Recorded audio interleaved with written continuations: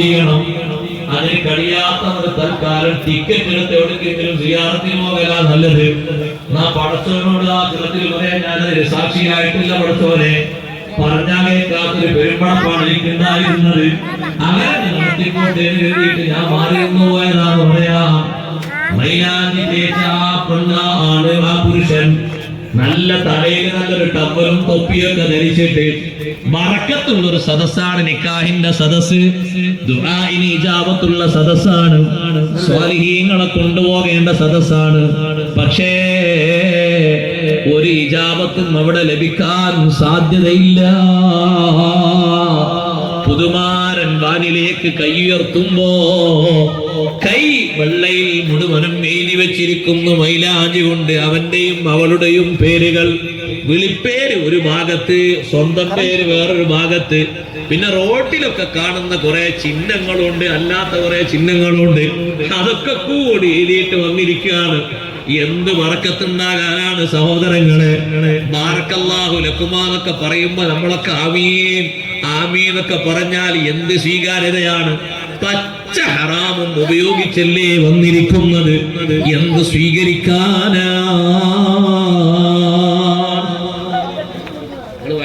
ല്ലേ മുമ്പ് മൂസാ നബിന്റെ കാലത്ത് മഴ നേടാൻ പോയപ്പോ ഒരൊറ്റ ആള് കാരണം കൊണ്ട് ദുആഇന് ഇജാബത്ത് കിട്ടില്ല എന്ന് കേട്ടില്ലേ?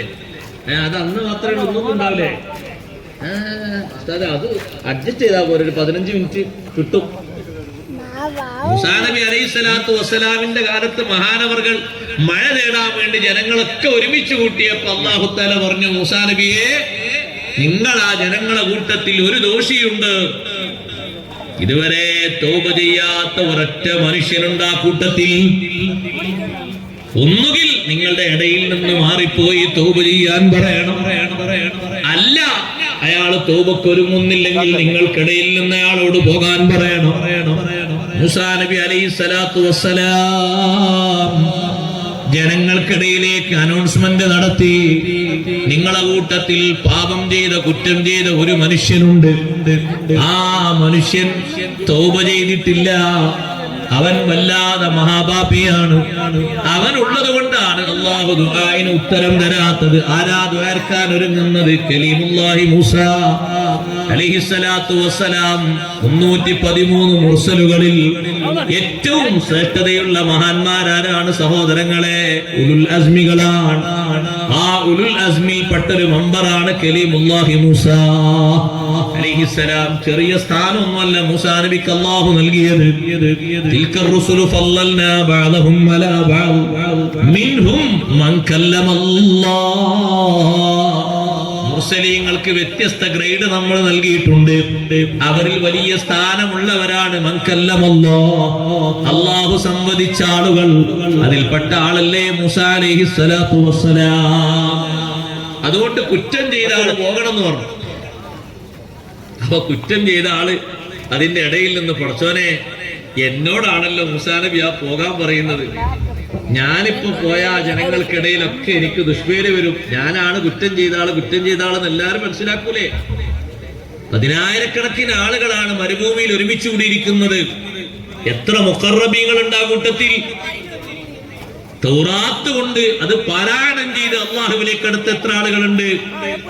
2 വക്ത് നിസ്കരിച്ചും രാത്രി നിസ്കാരം നിർവഹിച്ചും അള്ളാഹുവിലേക്ക് അടുത്ത എത്ര പേരുണ്ട്?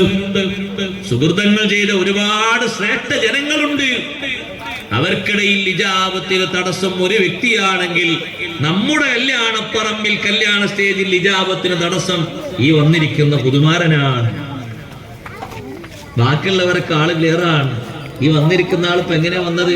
കബീറത്തിന്റെ കൊട്ടയിട്ടാ വന്നത്. ഒരു മഹാപാപം പേറിയിട്ടാ വന്നിരിക്കുന്നത്. അവിടെ അതിന് 3 പ്രാവശ്യം ബാറക്കല്ലാഹു ലക്കുമാ വബാറക അലൈക്കുമാ. പിന്നെന്താ ബാക്കിയൊക്കെ പറയേണ്ടത് അവിടെ. നമ്മൾ നന്നായി ആലോചിക്കണം. ചാൻസ് എങ്ങനെ വരാനാണ്? മൂസാ നബി അലൈഹിസ്സലാം അനൗൺസ് ചെയ്തപ്പോ അയാളിങ്ങനെ ചിന്തിച്ചു, പടച്ചോനെ, ഞാനാണല്ലോ ആ പറയുന്ന ആള്. അള്ളാഹുവിനോട് അദ്ദേഹം പറഞ്ഞു, അള്ളാഹുവേ, എന്റെ മറ നീ പൊളിക്കരുത് അല്ലാ. ഈ നിമിഷം നിമിഷം നിന്നിലേക്ക് ഞാൻ ഖേദിച്ചു മടങ്ങുന്നു. ഇനി മേലാൽ ഞാൻ ചെയ്യുന്ന കുറ്റകൃത്യത്തിലേക്ക് ഞാൻ മുതിരുകയില്ല. എന്റെ തൗബ സ്വീകരിച്ച് ഞങ്ങൾക്ക് ഉത്തരം നൽകണേ അല്ലാഹ്.